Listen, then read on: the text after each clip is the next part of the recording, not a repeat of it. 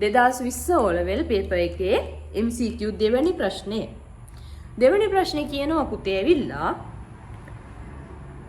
තොරතුරු පද්ධතියක ප්‍රධාන කාර්ය මොකක්ද කියලා අහන්න. right.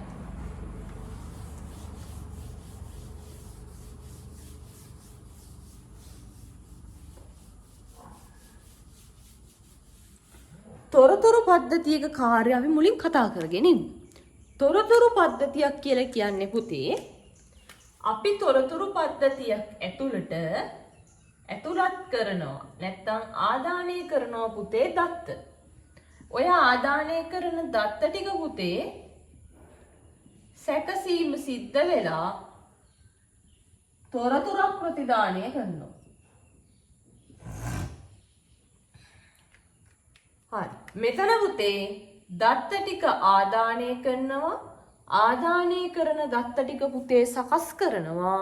සකස් කරපු දත්ත ටික තමයි පුතේ තොරතුරක් විදිහට ප්‍රතිදානය කරන්නේ. ඔන්න ඕක තමයි පුතේ තොරතුරු පද්ධතියක කාර්යභාරය වෙන්නේ. එහෙනම් අපි එමු ආපහු ප්‍රශ්නෙට. ප්‍රශ්නේ කියනවා පුතේ ආදානයේ සැකසීම ප්‍රතිදානයයි කේතනී සම්පාදනයේ ක්‍රියාත්මක කිරීමයි සැලසුම් සංවර්ධනය සහ පරීක්ෂාවයි තෝරා ගැනීම පිටපත් කිරීම සහ ඇලවීමයි. එහෙනම් උත්තරේ අපිට ගන්න වෙන්නේ උත්තරේ 1 ආදානයේ සැකසීම ප්‍රතිදානය.